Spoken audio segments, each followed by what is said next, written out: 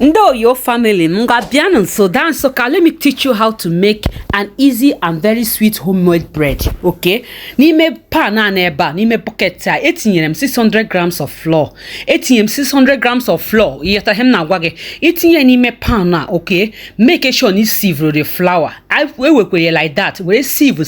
ye. Ko we di ocha we di smooth, okay? Etinye chaya nime, okay? Akwena na hem na gwage because obo mboni ne kigana azu bread na afia achrom ka you na emetu some certain things na oloke onwe some things you get me imecha ya okay ima na eji ego waste ego the time mgbe tinye okay ngaji teaspoon sugar ishi kam tireba 6 tablespoon of sugar teaspoon of sugar kam tinye n'ime ba 6 of it itinye chaya n'ime trust me yotago itinye okay iwe werezie yeast gi okay anwe ya na akpo instant yeast without yeast bread abro bread without yeast bread abro bread o so oburu ni nwe nka instant yeast sacheta iwere yeast nke nwere tinye like 12 grams okay 12 grams that is like 1 tablespoon okay iyotacha imechaze itinye 1 sachet of milk okay milk ai netinye oburu compulsory nka wo just ka o we di gotago we di very very rich gotago him many but him na gwagebo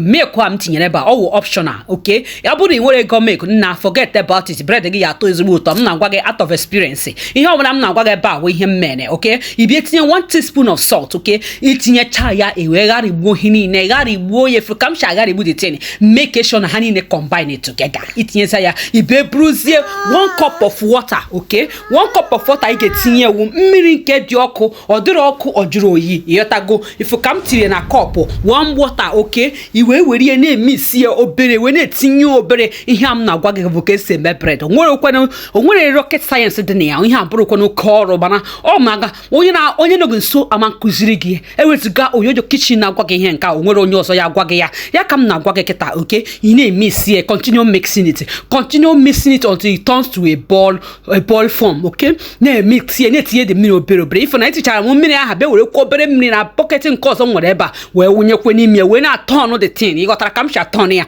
omo you gonna turn of ma because bread need the turn or you bụ turn of ma ị ga enweta ihe na achọ bread dị ka donut ọ bụ na donut you need ihe of ma dị ka ishe need bread my tray you and steady me here bread am na-eme bakita ị nwere ike isikwa ebe a wee mee donut ọ bụ na ị chọọ iwepụta some ihe dị iche na donut na bread bụ ihe need donut for like 20 minutes we need a bread like 10 minutes okay ka donut wee rise ya wee dị of ma wee dị fluffy and nice but nke you need too much kneading you need delay for like 5-10 minutes you are good to go trust me ihe am na gwa na wo all ya with the thing dị na ihe a na-esi ifuru kam shiri emisi aka m na-emisi ka m make sure na ihe niile bịakọtara ọnụ ọ ga-abịakọta ọnụ dịka ọdịna board ifuru kam shi eme ya ihe awụ ihe ị ga-eme ihe abụrụ oke ọnụ nwanne o nwere onye ọzọ ya gwa gị na abụrụ oyoyo kitchen ngwa na ọ bụrụ na watch m nkịta ọ bụrụ na subscribe to my channel ngwa click the subscription button ngwa follow m na ngwa like ya m ngwa follow ngwa like my page okay because ihe dị mma ka ị ga-amụta ebe a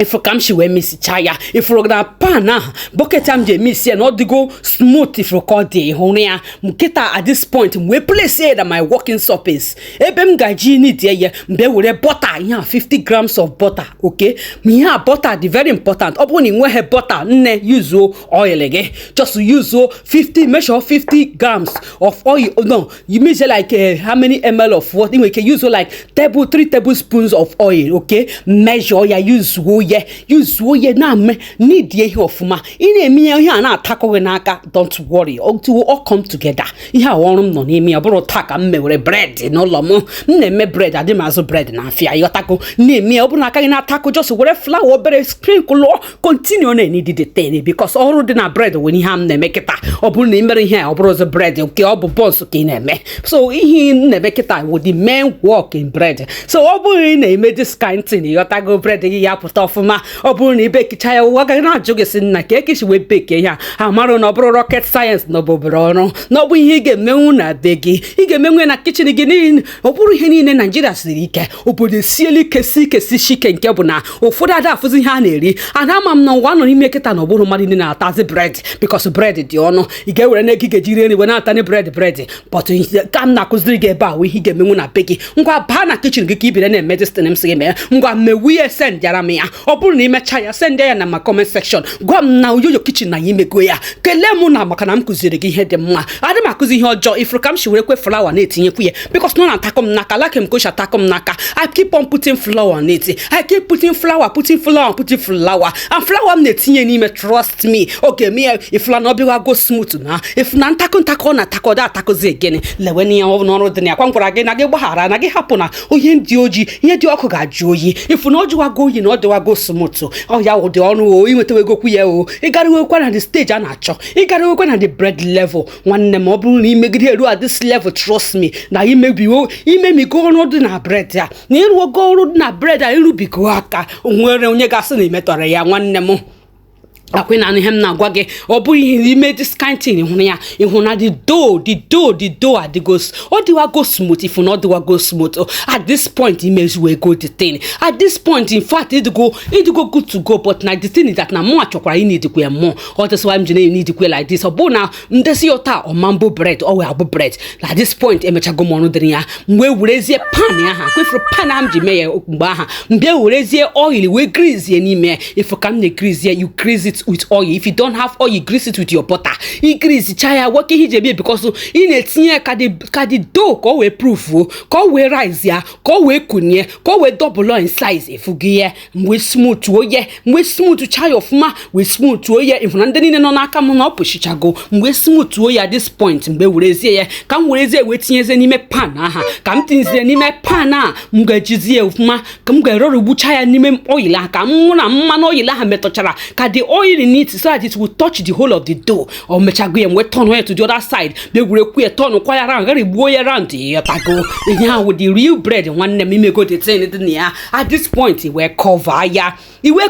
with your kitchen towel make sure no cover the ko chake cover ya after like 15-20 minutes if you go bread the proof go if you get or double go in size or rise go ke hine mezi iwe werezi aka ge we wefuzie the airs no n'ime ihe if you part am no now the very important open iwefu air no n'ime trust me oburu bread ka imere iwefu the air we sprinkle kwa floor n'elu work surface gi sprinkle cha floor n'elu work surface gi onwe ihe mekatara na bread adịghị ka bread trust me ọ bụrụ na ibeke cha bread ọwa ga jogesi nne ka ebe isi weta bread or shortbread bread dị ihe nke a karịkwa shortbread bread nne ma be honest with you this is called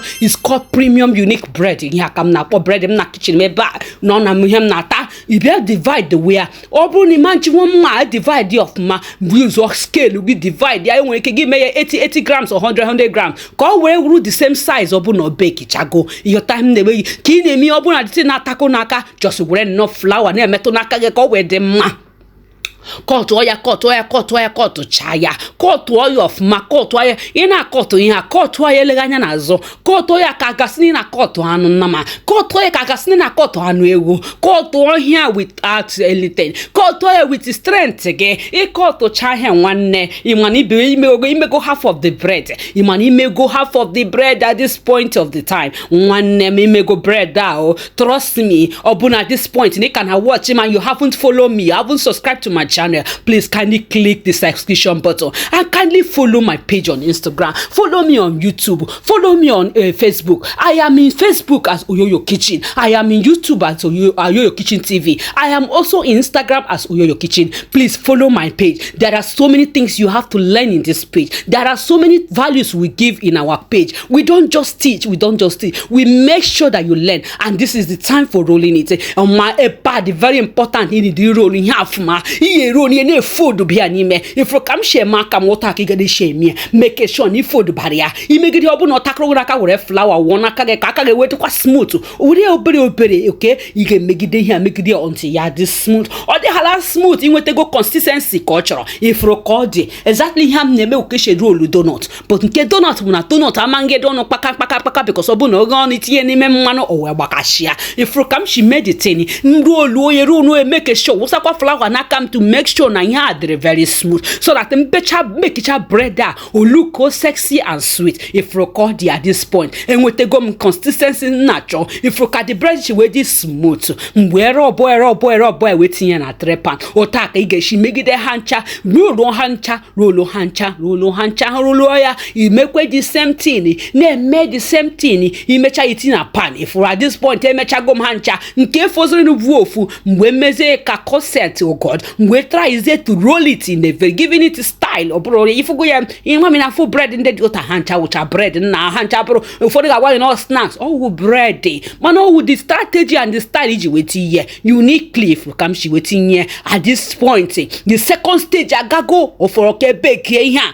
at this point you got coffee ko proof kwe ko rise there the second time. After rising the second time big man you go down with your bread man that na oh my God onye tested bread you got just say ne kede bi mu no ke se me ha ifria e cover kwaya with your kitchen towel you waiting here be the warm na kitchen again e pa him at the warm at this point o proof go if record if na bread na te go there if na bread de ko de ka ta go there na be bake if you come e becha go there becha one e becha go 042 or de ka 042 if you come e becha go there becha at this point waiting anymore oven again we bake here in a low heat. Okay, add me in oven reduce because oven when like degree all this 70 degrees centigrade and all that we reduce my gas my oven me reduce yes like okay do why your bake here my dear come ne bupta break come bake here for about 30 to 20 minutes 20 to 30 minutes till le go the bread na matcha go da matcha if you ka bread na matcha go do one name for ya because subscribe to my channel don't forget to like, don't forget to comment, don't forget to share for others to benefit from this. Thank you so much my Oyo family. I am happy you are me. I'm happy for the support you have been giving me. God bless you as you continue to support. Stay tuned for more videos. We love you in this kitchen and we cherish you. God bless you and remain blessed. Remain forever blessed and don't forget to always follow us on your notification button so that each time we go live you will be able to be notified. Thank you so much. God bless you. We love you. Bye bye. Legonika bread na becha go there becha. Enjoy with your hot tea or drink of your choice. If for bread, if for koshi where the godi.